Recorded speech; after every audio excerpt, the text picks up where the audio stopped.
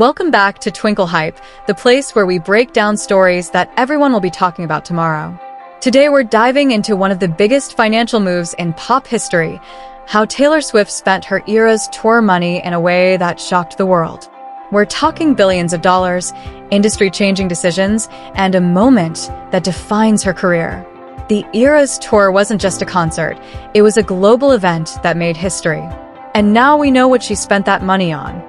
Before we jump into the chaos, make sure you like, comment, share, and subscribe to Twinkle Hype because you do not want to miss what's coming next. Let's roll back the clock and break down what made the ERAS tour so earth-shattering. This wasn't your typical music tour. It became a cultural event. Fans camped out. Merch lines wrapped around stadiums. People flew across countries just to attend. Tour attendance numbers shattered every previous record. Over 10 million tickets sold globally. The total gross soared past $2 billion. Stadium after stadium sold out instantly. It was the kind of phenomenon artists dream about but rarely achieve. Each show represented every era of Taylor's career, from her debut country days to her pop superstardom and beyond. Fans didn't just watch a concert, they experienced a journey through time. And the financial impact was enormous. Now here's the part people always misunderstand. Tour gross is not the same as what goes into the artist's pocket. But Taylor Swift operated on a different level. She took home hundreds of millions, maybe more when you add in merchandise, partnerships, and the concert film. Estimates put her earnings at levels no artist has touched before. But what she did with that money is where the real shocker comes in. She didn't just spend it on cars, houses, or private jets.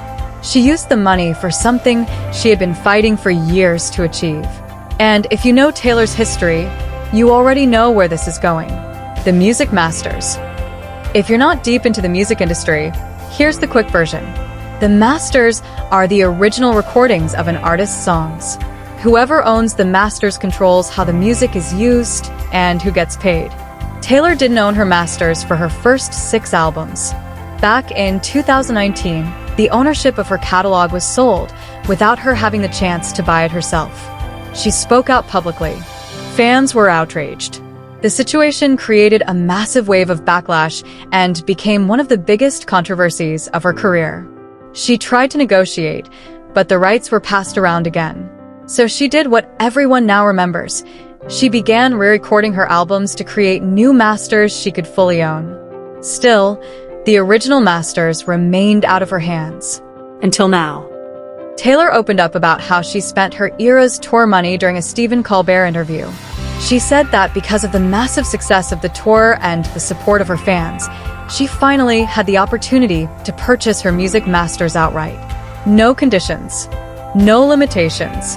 She said something along the lines of, "That's how I spent that ERAS tour money. My fans are why I was able to get my music back." That line became a moment across social media. It wasn't just about money. It was about reclaiming artistic control. And for her fans, it felt like the final chapter of a long fight for ownership. As always, the reactions were intense. Some fans celebrated her as a pioneer for artists' rights.